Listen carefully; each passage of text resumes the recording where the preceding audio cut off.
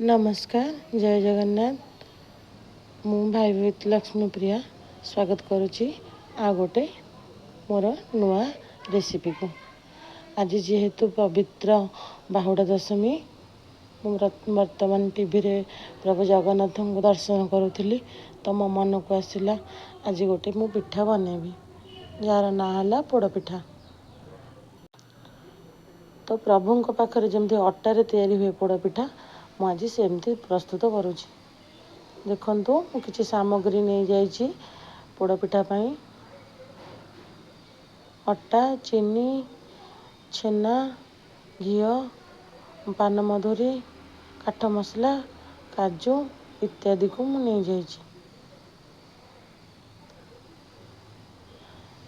तापरे आमे काजू को सब काजू को इमती छोट छोट करी काटी नेबा भल भाव छोट छोट करी काटी रखीदबा।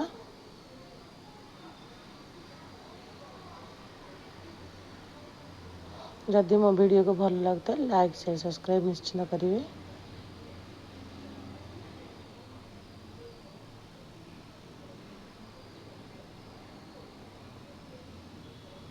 काटिके गोटे छोट पात्र रखीदबा।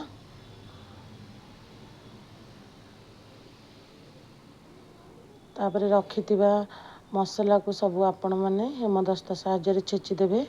गोलमर्च जायफल गुजराती बड़ अलैच पानमधुरी इत्यादि को भल भाव छेचिबे।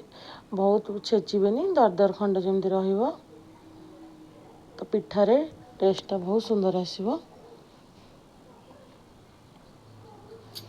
तापर चीनी की ग्राइंडिंग करदेबे।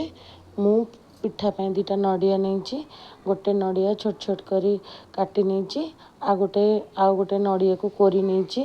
देखंतु मु केते छोट छोट करी काटी नहीं।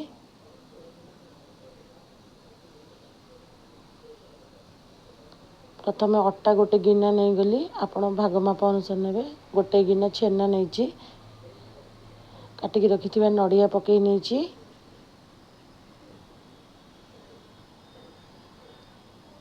तापर नड़िया जो कोरिकी रखी ताको पकई नहीं।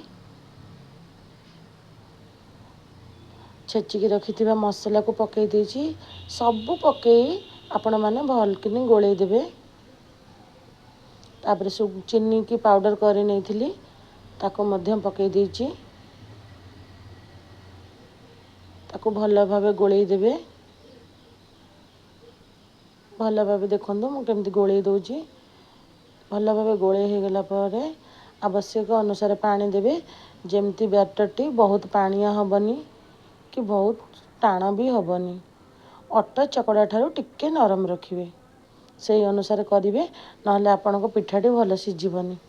देखंतु मु केमती बनैछि ता ऊपर टिके घिओ दे आउ टिके दली नेबे जा फल पिठाटी बहुत टेस्टी हम आ भांगीबनी। देखंतु मु गोटे जाली रे कदली पत्र दे देछि ता देहरे घिओ मारी देछि गाय घिओ।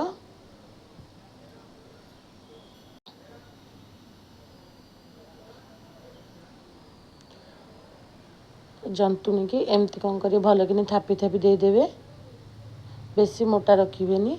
गोटे डिश रे मु पानी गरम करी नहीं थिली तापर एमती कदली पत्र देदेवे सेटा बैटरटा को थोई ताको एमती घोड़े देवे। निहाती 1.5 घंटा खंडे ताको स्टीम देवे मीडियम फ्लेम रे हाई रे रखिबेनी। देखंतु ठंडा हो गला परे काटिबे। देखंतु मो छुरी रे केमती लागुनी। जदि गरम गरम काटिबे ताहले छुरी रे लागी जिवो। एमती पीस पीस स्क्वायर पीस काटी देबे। देखंतु केते सॉफ्ट होईची।